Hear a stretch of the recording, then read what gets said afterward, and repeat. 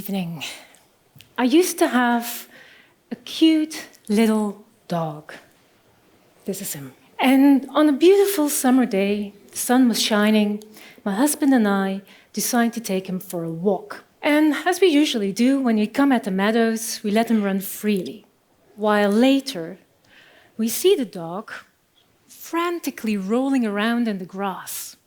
We thought this was rather odd, so we go and look what the dog is doing. And when we come close, we see that our otherwise pristine white dog is now a deep shade of brown and smells horribly. Of course, my mood changed rather quickly.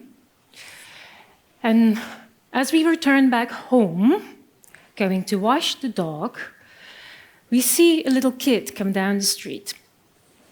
And upon seeing Brutus, he gets super excited and he runs towards the dog. And my husband goes, "No, don't touch him."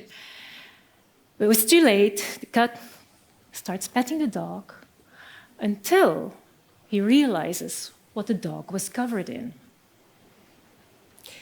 Next thing you know, pandemonium. Child is crying, parents are yelling. My dog, well, he was actually rather pleased with himself.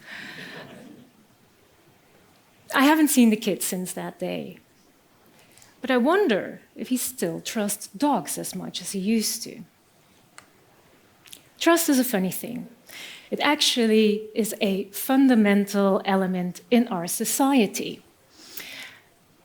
Imagine an economy without trust, right? Would you lend money to someone you don't trust? You probably wouldn't do that. In the same fashion, investors do not lend money to corporations they don't trust, which means that those corporations cannot innovate, they cannot develop, or they can even not do their own business, which would lead to recession and unemployment. Consumers need to trust those corporations that they are actually going to provide goods and services of good qualities. In fact, trust is this important to society that those that have higher levels of them tend to be more stable and prosperous.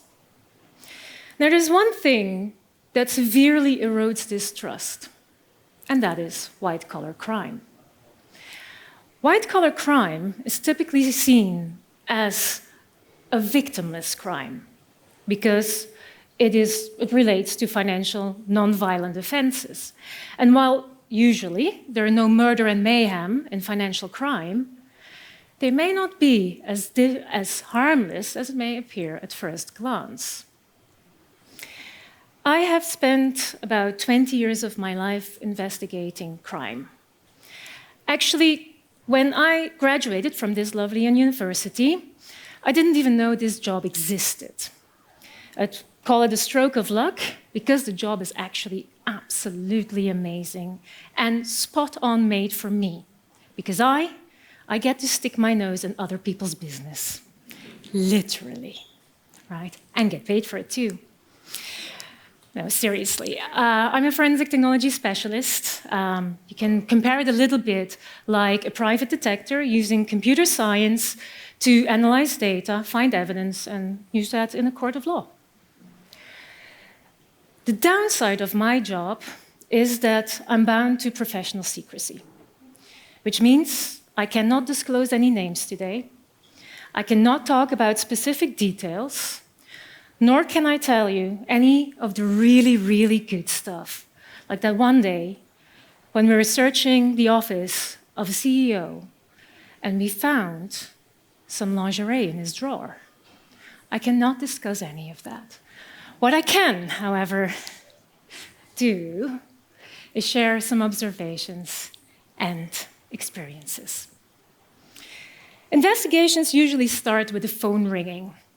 And I swear, when that phone rings, I know it's laughing at me. It knows something.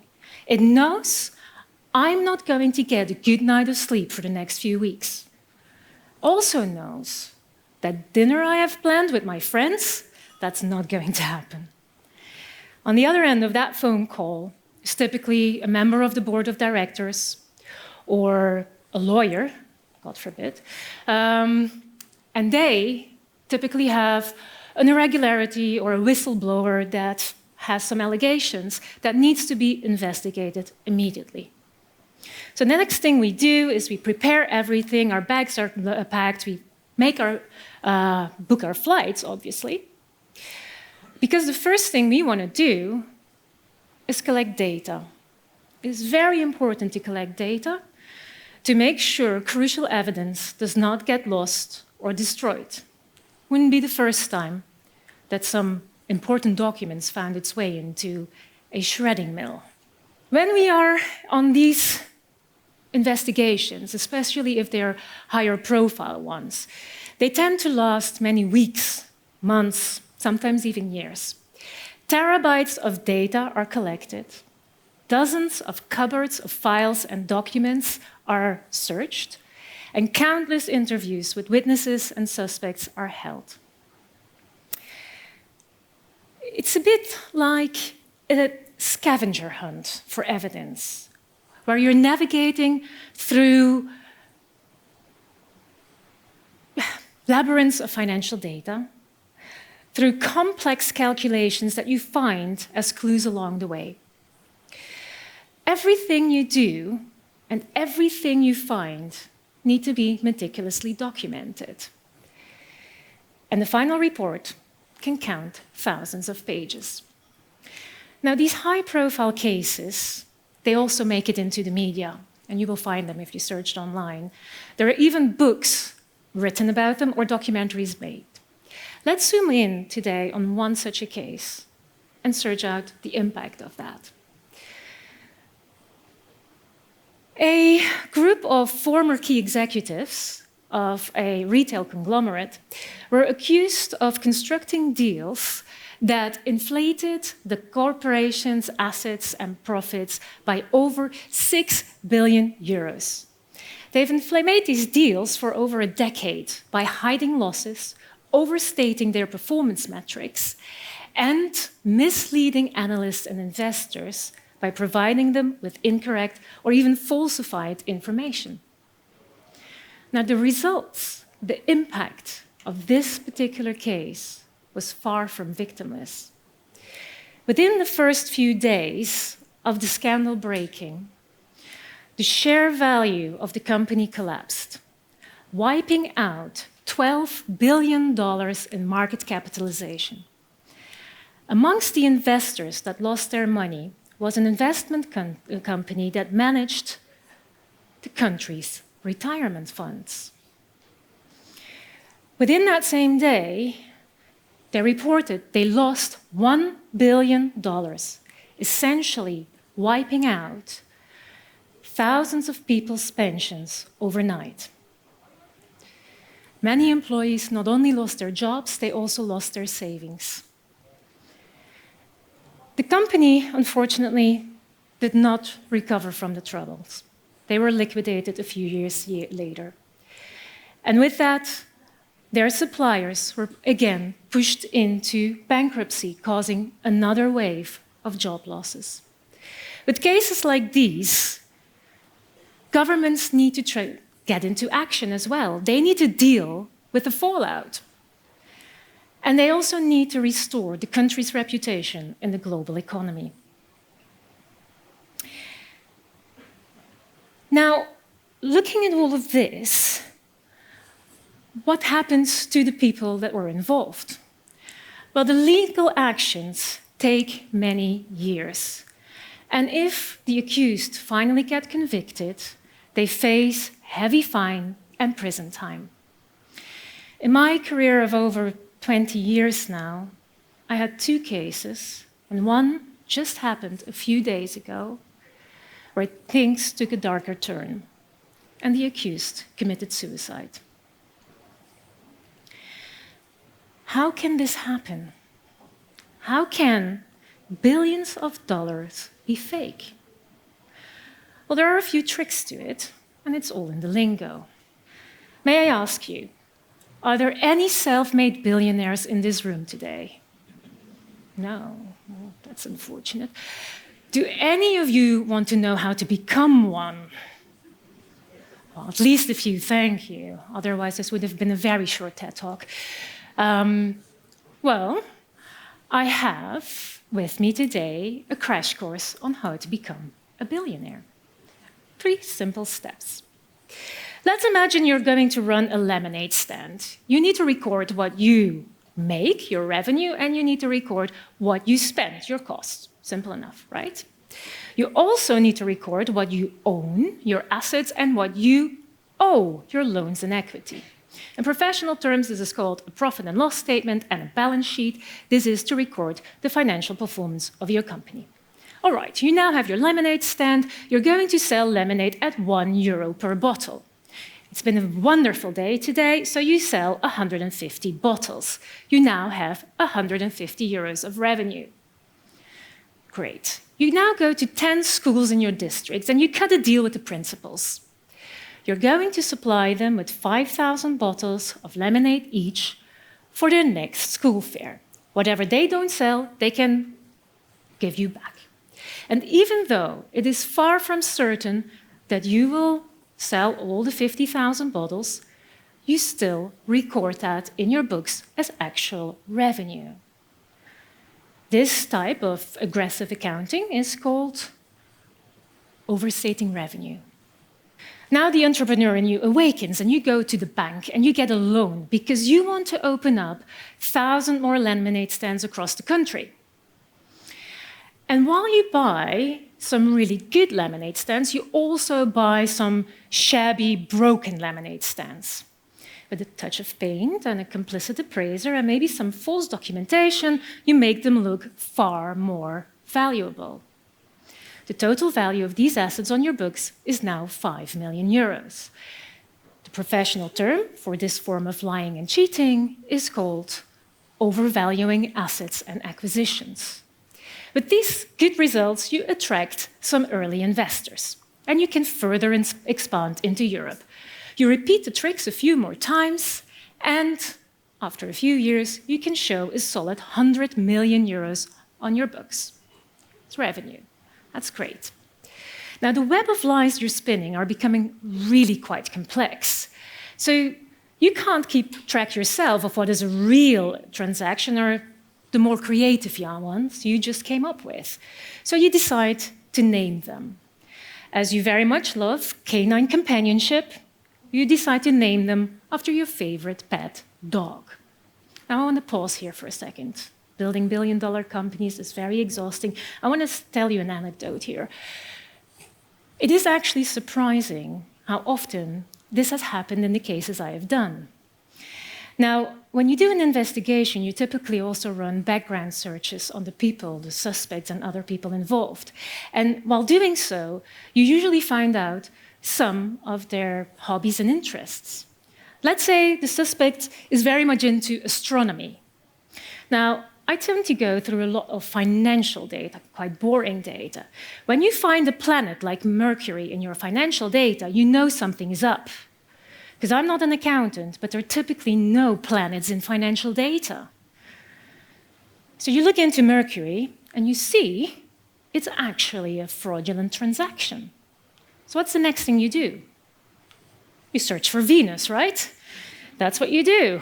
And then you see there is another fraudulent transaction. Love it when fraudsters are kind enough to leave me clues like that. So back to building our billion-dollar company. Next project in line, Project Brutus. You're going to invest in a lemon farm in India because that allows you to reduce your production cost of lemons and by default then increasing your profit. It also allows you to expand your operations into Asia. You need a good 500 million to do so. Now, considering the creativeness you just applied, you may have some bad debt on your books. And if you're going to banks and investors, they might question that and not give you that money at all. But you're very smart.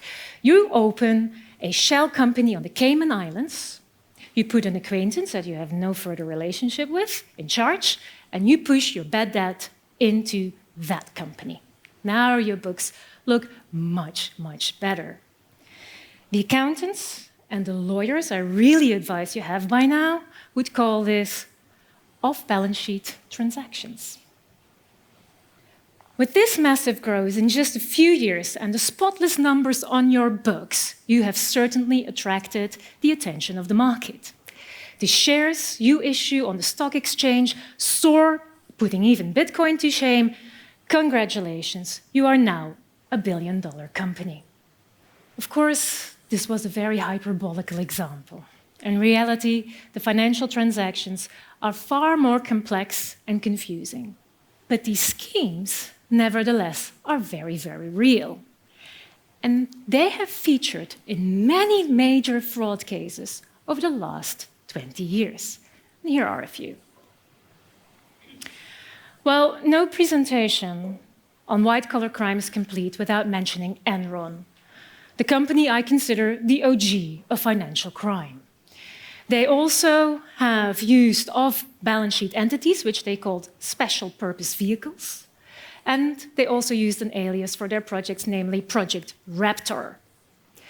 Satyam, one of India's largest corporate scandals at the time, a computer systems company, and one more recently, Wirecard, a German payment provider that had to file for insolvency after the revelations that 1.9 million euros was, well, missing. The former COO, while the court proceedings are still ongoing, the former COO remains a fugitive. He actually made it on Europe's most wanted list in 2020. There were also some rumors about governmental espionage. Hefty fines, prison, suicide, fugitive life. These are things I would hardly say are appealing to put on your bucket list, right? So why would sometimes already very successful entrepreneurs even engage in white-collar crime? Well, the most important reason is good old-fashioned greed. And that also combined with the allure of success. But sometimes also the fear of failure combined with an aggressive corporate culture, or the excruciating demands to meet business expectations are often cited reasons. Now, it is interesting to see that these criminals tend to lack remorse and don't see themselves as criminals at all, as they very much rationalize their behavior. Research has shown that white-collar criminals tend to be manipulative, deceitful, and narcissistic. But they're also very smart people, very competent people, people that are socially adept and very charming, making it so much harder to suspect their illegal behavior. Like a child, trusting this cute little puppy, we trust corporations and their management. And when they betray our trust, the results are far from victimless. Employees lose their jobs, pensions evaporate, economies collapse. The foundational trust of our society is eroded. Therefore, it is crucial to remain vigilant and discerning, to question what seems too good to be true, but above all, to remember that looks can be deceiving. So check twice before you pet that brown dog.